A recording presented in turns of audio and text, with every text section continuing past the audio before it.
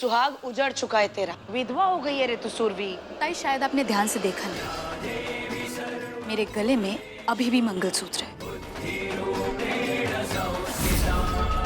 मेरी मांग में अभी भी सिंदूर है, क्योंकि मेरे कार्तिक जिंदा है।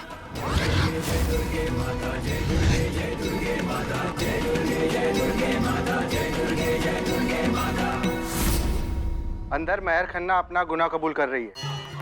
अगर कोई भी चालाकी दिखाई ना तो मेरा यकीन मानो, ऐसे मामले में फंसाऊंगा कि सांस लेना भी मुश्किल हो जाएगा।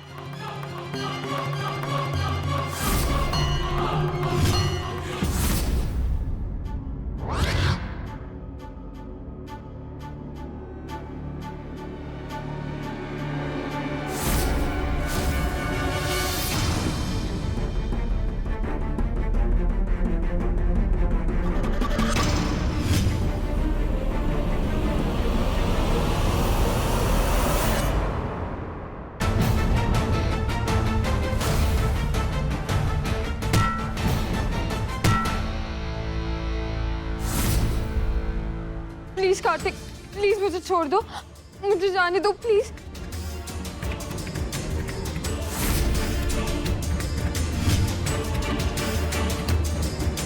पापा प्लीज मुझे बचा लो।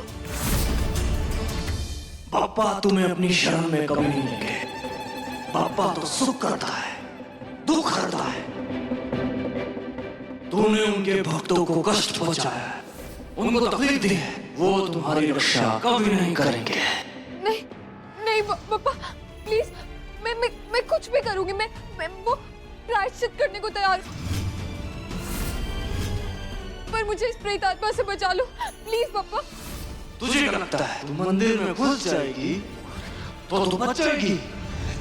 प्रेत आत्मा नहीं, पवित्र आत्मा है, कभी भी कहीं भी आ जा सकते हैं। और मैं तुझे यहाँ अपने साथ लेने आया हूँ। तुझे यहाँ कोई बचाने वाला नहीं है, तुझे मेरे साथ चलना ही होगा।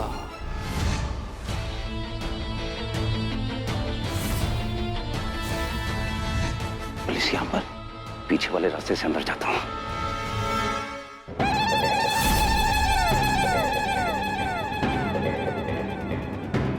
प्लीज मैं तुम्हारे आगे हाथ जोड़ती हूँ, मुझसे बहुत बड़ी गलती होगी, प्लीज मुझे माफ कर दो। मैं तुम्हें सिर्फ एक ही शर्त पर माफ करूंगा। तुम जो भी कहोगे मैं करूंगी। तुम्हें अपना सारा गुनाह कबूल करना होगा। तुझे वो सब सच बताना होगा जो भी मेरे साथ किया। हाँ मैं सब कुछ कहूंगी, मैं सब कुछ करूंगी जो भी तुम कहोगे। तो पहले ये बताओ कि तुम सच में हो कौन? मैं कबूल करती हूँ कि मैं मेहर खन्ना हूँ। मैं आशिमा खन्ना कभी थी ही नहीं।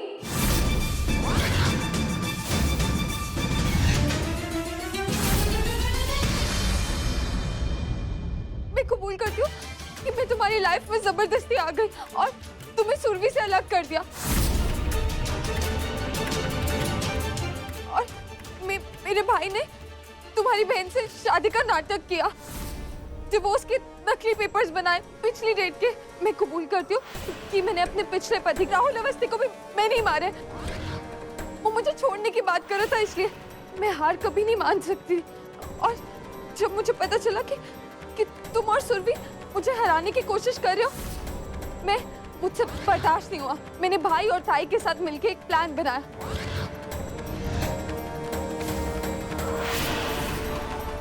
जब मैं नीचे गिरी मुझे ताई ने बचा लिया और हमने एक दूसरी लाश वहां पे रख दी।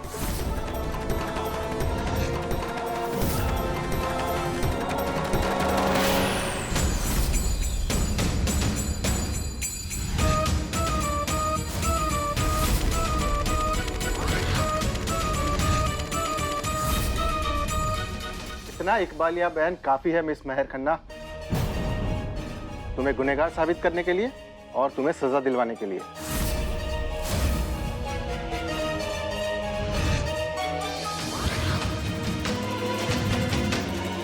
गणपति बप्पा मोरया। थैंक यू मेहर।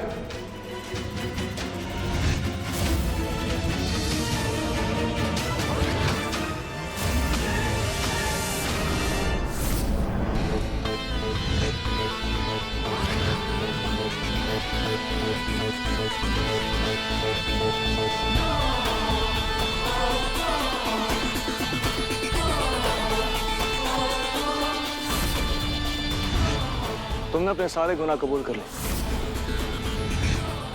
यही तो हम चाहते थे। Thank you Meher.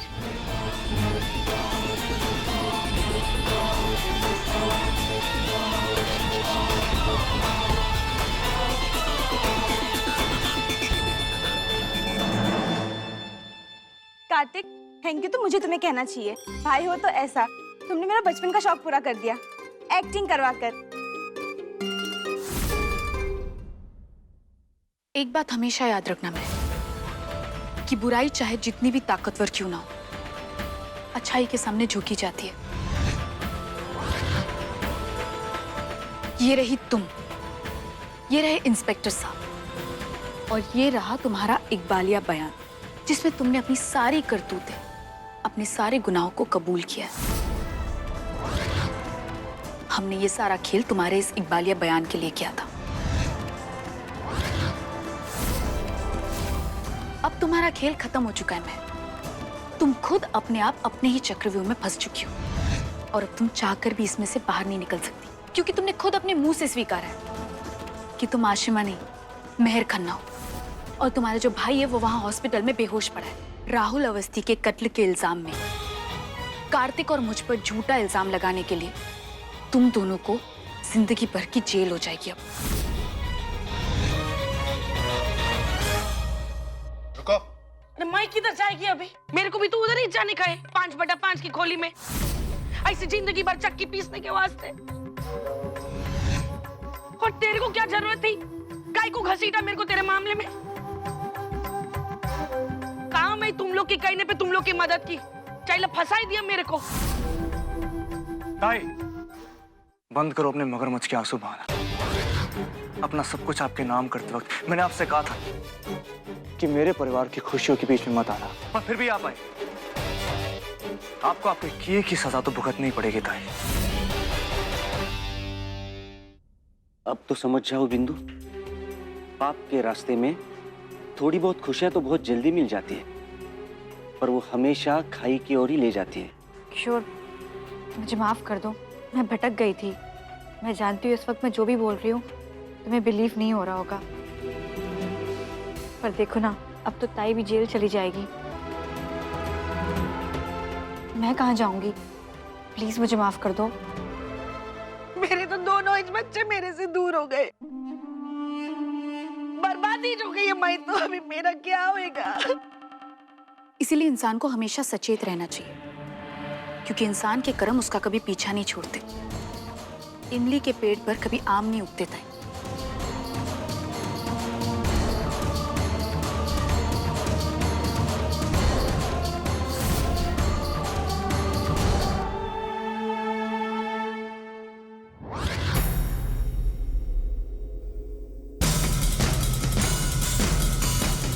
कार्तिक, सुरभि,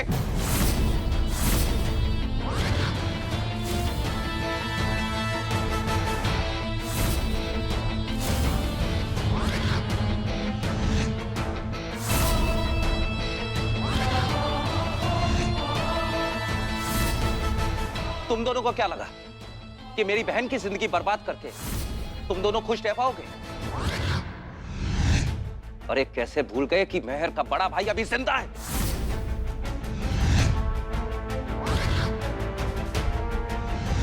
और कार्तिक, अगर तुम मेरी बहन के नहीं हो सके तो किसी और का भी नहीं होने दूंगा तुम्हें।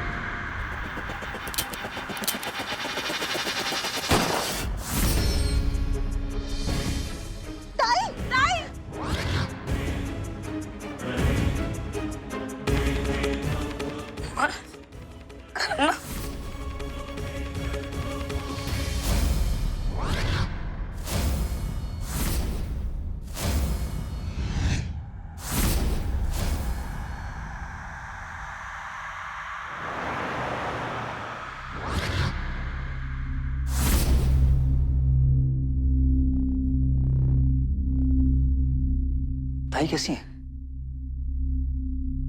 बाबा वो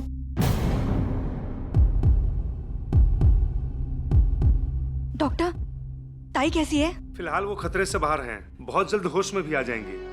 थैंक गॉड की गोली उनके सर को छूकर निकल गई। लेकिन आप लोगों से एक रिक्वेस्ट है, उन्हें किसी भी प्रकार का स्ट्रेस मत दीजिएगा। डॉक्टर साहब, क्या मैं अपनी ताई से मिल सकती हूँ? नहीं नहीं, अभी नहीं। उनके होश में आने के बाद जब उन्हें वार्ड में शिफ्ट किया जाएगा, उसके बाद मिल लीजिएगा। पापा, ताई की रक्षा करना। हेमा दी, आप चिंता मत कीजिए, पापा सब कुछ ठीक कर देंगे। पापा के पास हर इंसानों के कर्मों का हिसाब रहता है। ताई ने तो इतने पाप किए, उन्हें सजा तो मिलेगी ही ना। नहीं हेमा जी, जिन्हें अपने किए का एहसास होता है उन्हें पापा भी माफ करते हैं। ताई को उनके किए का एहसास हो गया होगा।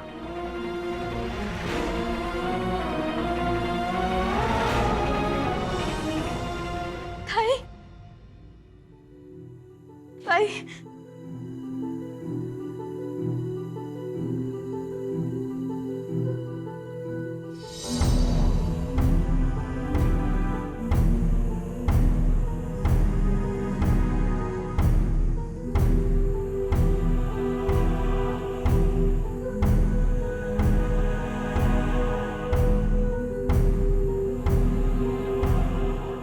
ताई,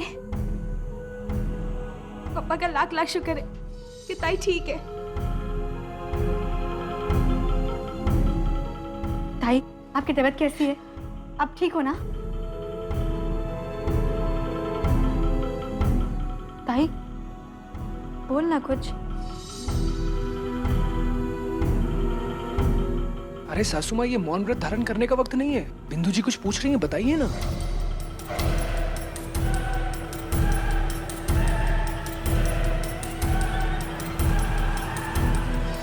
कौन है आप सब?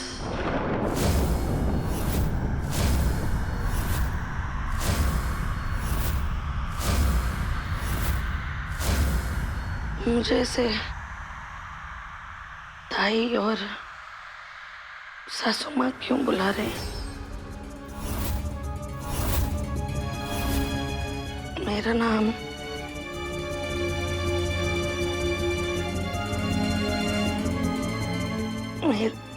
मेरा नाम ताई, डॉक्टर साहब, क्या हुआ है ताई को? ताई को अपना नाम भी याद नहीं है और ताई किसी को पहचान भी नहीं रही है। इसी बात का डर था हमें। किस बात का डर? याददाश्त खोने का।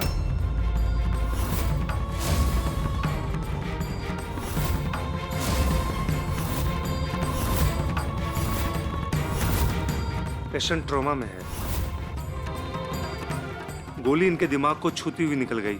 ऐसे केस में ऐसे होने के चांसेस रहते हैं। लेकिन कब तक डॉक्टर? श्योरिटी के साथ कुछ भी नहीं कह सकते। 6 महीने भी लग सकते हैं या 6 साल भी लग सकते हैं, या हो सकता है कि इनकी याददाश्त कभी वापस ही ना आए।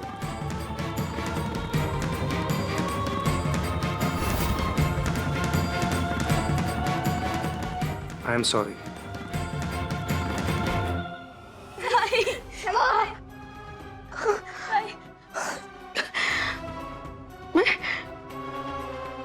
मैं इधर कैसे आई? और आप सब लोग कौन हैं? यहाँ क्या कर रहे हैं? मुझे क्या हुआ? ये पट्टी मेरे सिर पर क्यों बंधी हुई है? सुरभि, मैंने कहा था ना, पापा इसी जमीन पर अपना हिसाब किताब रखते। पापा ने भाई को अपना फैसला सुना दिया, छीन लिया इनसे सब कुछ। पूरे कर्म का नतीजा बुरा ही होता है। नहीं हेमादी, ऐसा नहीं कहते। पापा ऐसे नहीं है। पापा बहुत ही रहमदिल है। पाप हर लेते हैं सबके। पाप? ऐसा कौन सा पाप किया मैंने? बोलिए।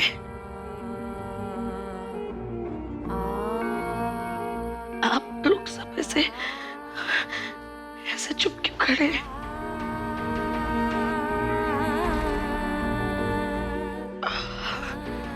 लगता है मैंने बहुत बुरा किया आप लोगों के साथ। जो आपके पापा ने मुझसे मेरा वजूद ही छीन लिया। मुझे नहीं याद है कि मैंने क्या किया आप सबके साथ।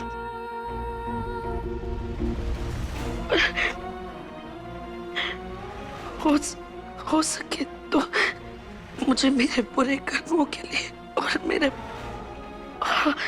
पापों के लिए मुझे माफ कर देना। ऊपर वाले ने तो मुझे इस लायक भी नहीं छोड़ा कि मैं अपनी जिंदगी के टूटे टुकड़ों को ऐसे चुन चुन के समेट कर अपनी जिंदगी की पहेली पूरी कर सकूं। हाथ जोड़ के मैं आप सबसे माफी मांगती हूँ। ताई प्लीज, अब प्लीज हमारे आगे हाथ मत जोड़िए। कार्तिक, कार्तिक देखना, ताई को कुछ याद नहीं आ रहा है। इससे बड़ी सजा और ताई के लिए क्या हो सकती है? प्लीज ताई को माफ कर दो, प्लीज।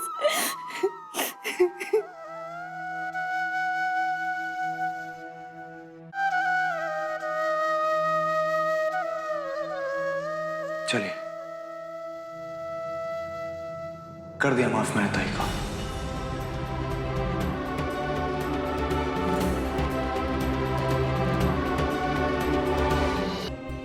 मैं मानता हूं सुरभि, ताई ने कभी भी हमारा भला नहीं चाहा।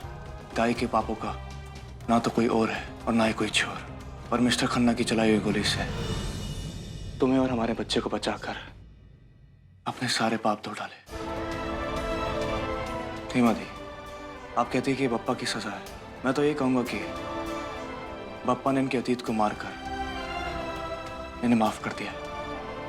पर सुरभि, मैं तुम पे जोर नहीं डालूंगा कि तुम ताई को माफ कर दो। जब बप्पा ने ताई को माफ कर दिया, आपने ताई को माफ कर दिया, तो मैं कौन होती हूँ ताई को माफ नहीं करने वाली?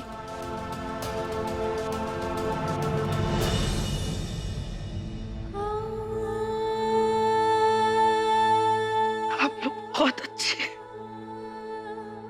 मैंने आप लोगों के साथ क्या किया, पर मैं ये वादा करती हूँ कि मैं दोबारा आप लोगों को शिकायत का मौका नहीं दूंगी। कार्तिक जी, लगे हाथों तो हमें भी माफ कर दीजिए। हमने आपके साथ सही नहीं किया। किशोर, मुझे पता है कि मैंने तुम्हारे साथ अच्छा नहीं किया है, पर प्लीज मुझे एक मौका दे दो। लेकिन मुझसे पहले तुम्हें कार्तिक जी से माफी मांगनी होगी। कार्तिक, मिन्नू दी, आप हाथ जोड़ के मुझे शर्मिंदा मत कीजिए। आप दुआ कीजिए कि पप्पा का आशीर्वाद हम सब पर बना रहे। आज से हम सब नई शुरुआत करेंगे। कार्तिक, सुरभि, एक मिनट मेरे साथ आना।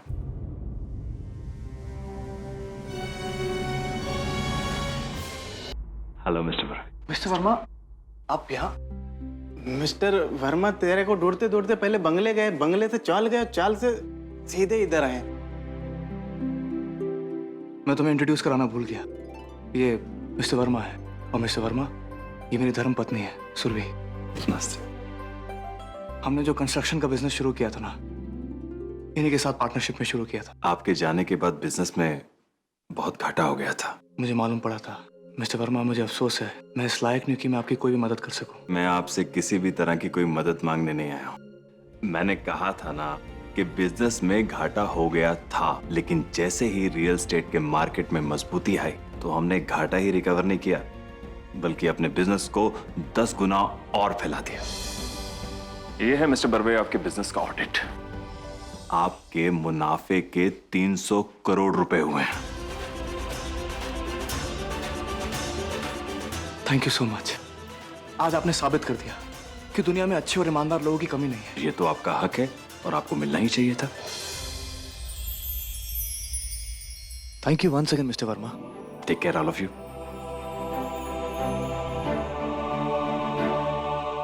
सुरभि,